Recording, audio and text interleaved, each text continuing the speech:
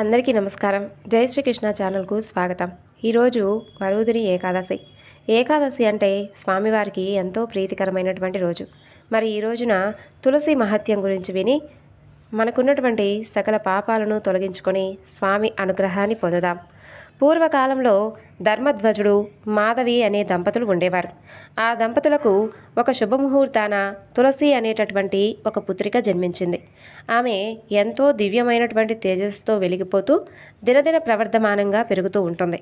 తల్లిదండ్రులు ఆమెను ఎంతో గారాభంగా పెంచి పెద్ద చేస్తారు.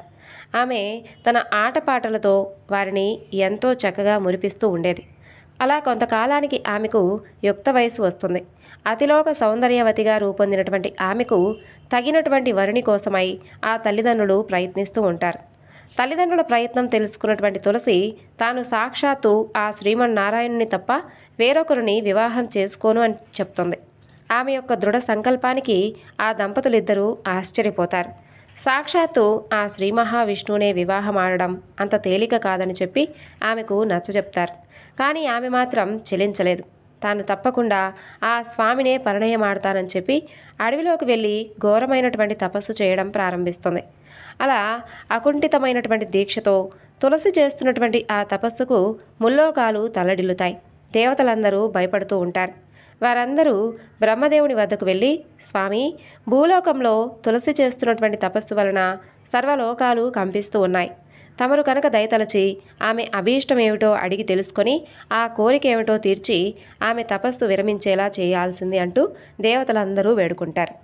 ఆ విధంగా అప్పుడు దేవతలందరూ వేడుకున్న తర్వాత బ్రహ్మదేవుడు అరణ్యంలో తపస్సు చేస్తూ ఉన్నటువంటి తులసీదేవికి ప్రత్యక్షమై నీకు ఏం వరం కావాలో కోరుకోమని అంటాడు. తులసి ఆ చతుర్ముఖుడితో ఇలా అంటుంది, తండ్రి, సర్వలోకాలను సృష్టించేటటువంటి నీ దర్శనంతో నా జన్మ ధన్యమైంది. నాకు ఆ శ్రీమన్నారాయణుడే భర్త అయ్యే విధంగా అనుగ్రహింపవలసింది అంటూ ఆ శ్రీ మహావిష్ణువును తప్ప వేరెవ్వరిని నేను వివాహమాడను. నా యందు దయ ఉంచి నన్ను కరుణించవలసింది అంటూ వేడుకుంటుంది. అప్పుడు బ్రహ్మదేవుడు ఆమె యొక్క కోరిక అతి త్వరలోనే నెరవేరగలదని చెప్పి శ్రీ మహావిష్ణువు యొక్క అంశతో శంఖచూడు అనేటటువంటి వరుడు జన్మించాడని, అతనే తులసిని వివాహం ఆడగలడని చెప్పి అంతర్ధానమవుతాడు. అలా బ్రహ్మదేవుడు వరమిచ్చినట్లుగానే కొన్ని రోజుల్లోనే తులసి శంఖచూడుల వివాహం జరుగుతుంది. వారిద్దరూ సుఖంగా జీవించడం ప్రారంభిస్తారు. శంఖచూడు ఎంతో దివ్యమైనటువంటి తపస్సును ఆచరించి అనేక వరాలను పొంది ఇష్టం వచ్చినట్లుగా ప్రవర్తించడం మొదలు పెడతాడు. అప్పుడు దేవతలందరూ శ్రీమన్నారాయణుల వారి వద్దకు వెళ్ళి ఆ యొక్క పరబ్రహ్మమూర్తిని శంఖచూడుని యొక్క బారి నుండి తమను రక్షింపవలసిందిగా ప్రార్థిస్తారు. అప్పుడు దయామయుడైనటువంటి ఆ స్వామి వారితో ఇలా అంటాడు, ఓ దేవతలారా, మీ బాధ నాకు అర్థమైంది. శంఖచూడు ఎన్నో దివ్యమైనటువంటి వరాలను సంపాదించి ఈ విధంగా మితిమీరినటువంటి గర్వంతో అహంకారంతో ప్రవర్తిస్తున్నాడు. మిమ్మల్ని అందరినీ అనేక బాధలకు గురి చేస్తున్నాడు. అతను త్వరలోనే తనువు చాలించి నాలో ఐక్యమయ్యేటటువంటి సమయం ఆసన్నమైంది.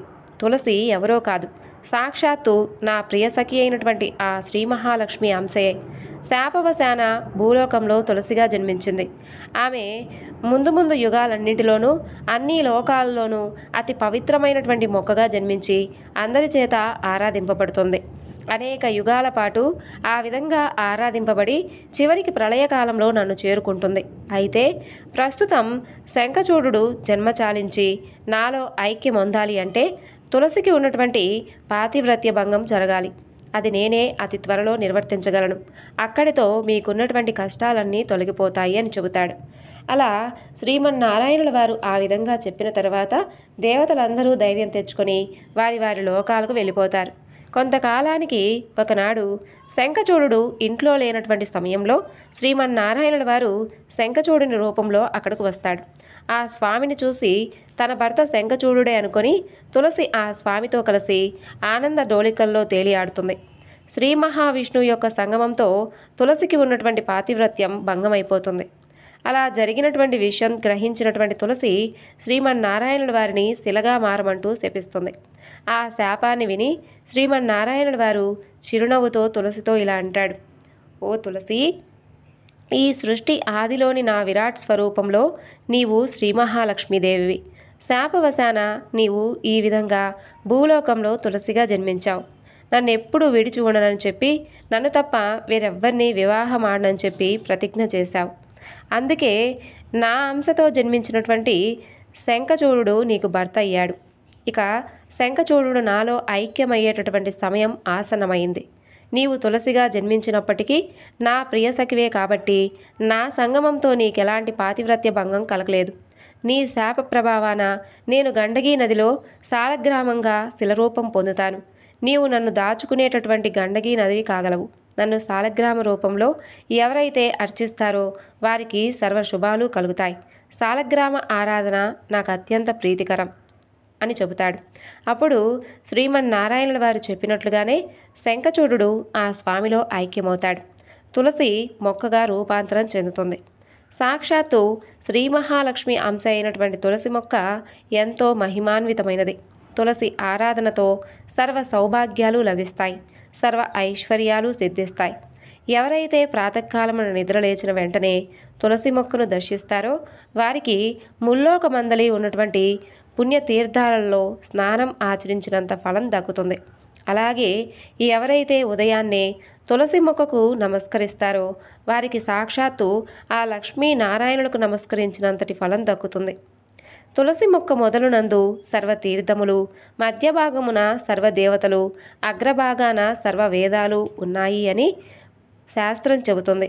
అంతేకాకుండా తులసి యొక్క అగ్రభాగంతో సాక్షాత్తు బ్రహ్మదేవుడు, మధ్య భాగంలో శ్రీ మహావిష్ణువు, కాండమునందు మహేశ్వరుడు, శాఖాలలో అష్టదిక్పాలకులైనటువంటి ఇంద్రుడు, వరుణుడు, యముడు, అగ్ని, వాయువు, కుబేరుడు, నిరుతి, ఈశానుడు నివసిస్తారు. తులసి యొక్క మహిమ అపారమైనది. తులసి మొక్క ఉన్న ఇంట్లో సర్వ సౌభాగ్యాలు ఉంటాయి, సర్వ ఐశ్వర్యాలు సమకూరుతాయి.